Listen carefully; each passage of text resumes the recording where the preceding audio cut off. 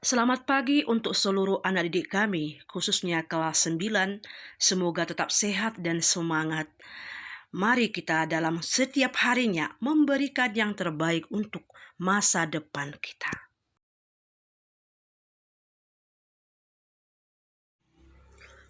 Pagi ini kita akan mempelajari bab 3, yaitu orang beriman menghargai martabat manusia. Pada materi ini kita akan mempelajarinya dalam 3 subtema. Subtema A, keluhuran martabat manusia. Subtema B, mengembangkan budaya kehidupan. Sedangkan subtema C, mengembangkan keadilan dan kejujuran. Tujuan pembelajaran kita pada hari ini, yang pertama, bahwa anak didik kami mampu menyebutkan beberapa gagasan dalam masyarakat yang keliru tentang keluhuran martabat manusia. Lalu yang kedua, anak didik kami mampu menyebutkan contoh-contoh sikap perendahan terhadap martabat luhur manusia. Lalu yang ketiga, anak didik kami mampu menjelaskan isi pesan dari Gaudium et Spes artikel 12, sebuah dokumen dari Gereja Katolik tentang keluhuran martabat manusia. Lalu yang keempat, anak didik kami mampu menyebutkan sikap-sikap Yesus yang senantiasa berjuang menjunjung tinggi martabat luhur manusia. Lalu yang kelima, anak didik kami mampu menunjukkan tindakan keluhuran martabat manusia dalam hidup sehari-hari.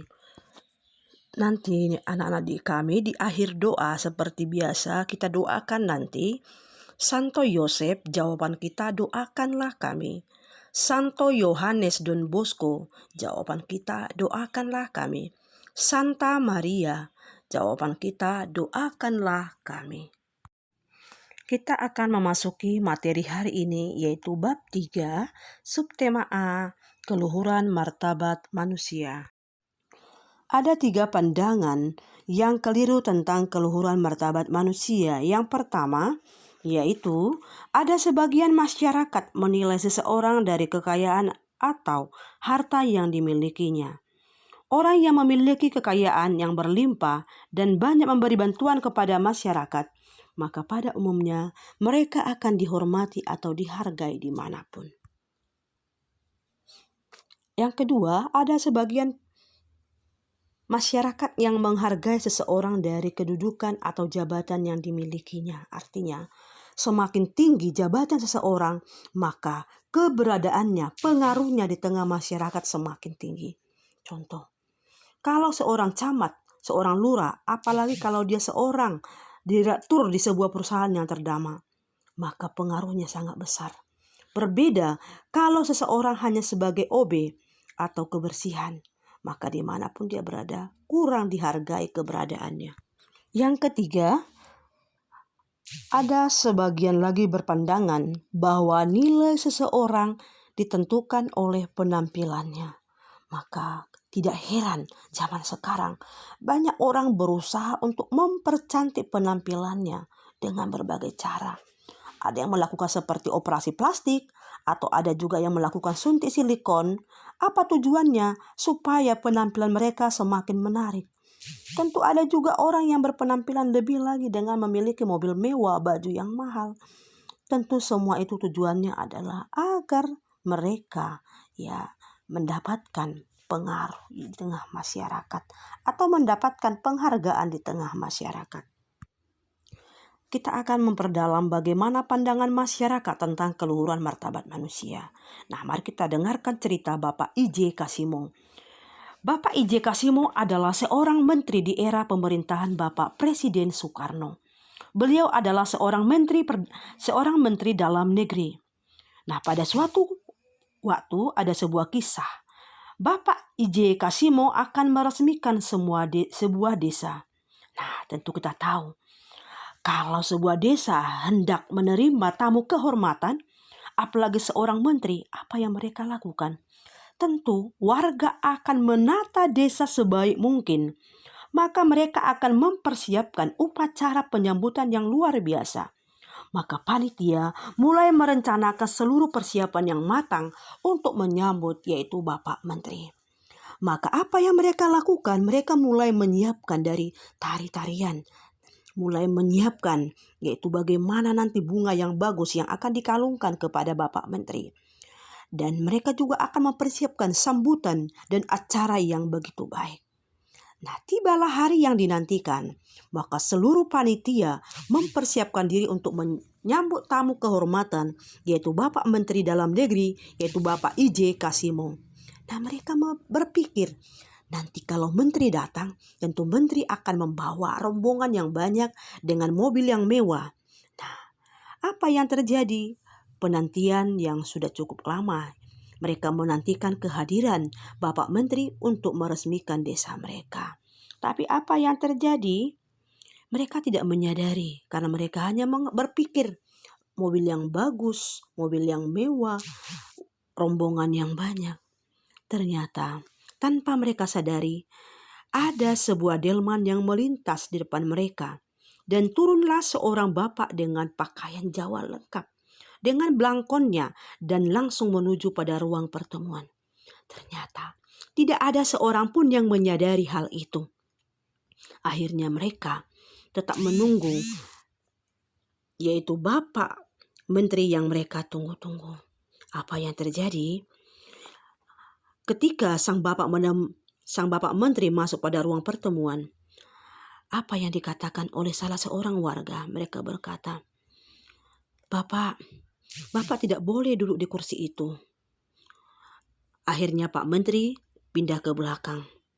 Lalu Pak Menteri bertanya pada mereka, nanti kami masih menunggu Pak Menteri.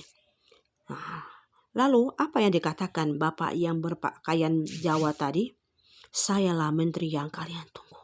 Apa yang terjadi? Akhirnya panitia yang menjadi panitia penyambutan Bapak Menteri menjadi kalang kabut.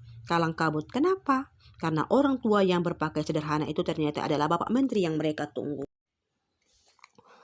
Anak-anak ibu, dari cerita tadi mengenai Bapak IJ Kasimo mau mengatakan bahwa masyarakat memandang keluhuran martabat manusia dari jabatan, dari kekayaan, atau dari penampilan.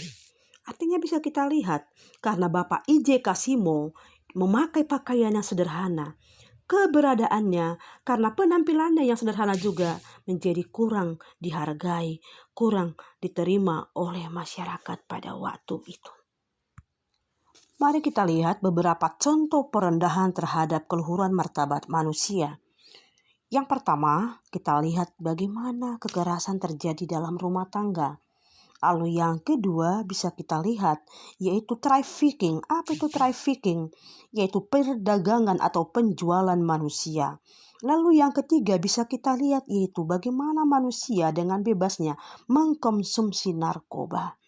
Lalu yang keempat bisa kita lihat contoh bagaimana manusia selaku gambarnya Allah, para pembantu begitu dilecehkan atau bagaimana pembantu begitu tidak berharga di hadapan majikannya sehingga ada mereka yang disiram pakai air panas, ada mereka yang disiksa. Nah, ini adalah contoh perendahan martabat manusia. Kita akan melihat beberapa contoh tindakan perendahan martabat manusia. Yang pertama, para buruh dan pegawai digaji sangat rendah dan sering diperlakukan dengan tidak adil dalam pekerjaan. Lalu yang kedua, yaitu pembantu rumah tangga atau wanita sering mendapatkan perlakuan yang tidak senonoh dari majikannya. Contoh perendahan martabat manusia yang ketiga, manusia bertindak semena-mena terhadap teman. Kenapa? Karena teman tidak menuruti keinginan kita, sehingga sesuka hati kita terhadap teman kita. Lalu yang keempat, merasa diri paling hebat, menganggap orang lain lebih rendah, sehingga inilah yang membuat manusia merendahkan martabat sesamanya. Mari kita baca satu perikop kitab suci Lukas 19 ayat 1-10 tentang Sakeus. Terjadi pertobatan yang luar biasa dari Sakeus, seorang pemungut cukai. Dia mengatakan, "Tuhan, setengah dari milikku akan kuberikan kepada orang miskin. Dan sekiranya ada sesuatu yang kuperas dari seseorang, akan kukembalikan 4 kali lipat." Kata Yesus kepadanya, "Hari ini terjadi keselamatan kepada rumah ini." Di sana Yesus begitu merangkul Sakeus walaupun dia seorang pendosa. Dia tidak pernah membeda-bedakan orang yang mau diselamatkan, tergantung orang itu mau menerima Yesus atau tidak. Beberapa contoh tindakan Yesus yang memperlihatkan usahanya dalam memperjuangkan keluhuran martabat manusia. Yang pertama, Yesus memilih para rasulnya dari kalangan orang-orang pinggiran. Ada yang nelayan, ada orang-orang berdosa seperti pemungut cukai. Yang kedua, Yesus menghargai persembahan dari seorang janda miskin. Dalam masyarakat Yahudi kita tahu seorang janda tidak dihargai, bahkan cenderung dianggap rendah martabatnya. Tapi justru Yesus memuji persembahan dari janda miskin tersebut. Yang ketiga, Yesus dekat dan mau bergaul dengan orang-orang dianggap berdosa seperti Sakeus, Maria Magdalena. Lalu yang keempat, Yesus membiarkan anak-anak datang kepada. Kita lihat beberapa usaha-usaha memperjuangkan dan menjunjung tinggi martabat manusia. Yang pertama, menerima, mengakui, dan menghargai orang lain tanpa memandang latar belakangnya. Yang kedua, nilai iman dan nilai moral semakin dijunjung tinggi. Lalu yang ketiga, suara hati semakin diasah.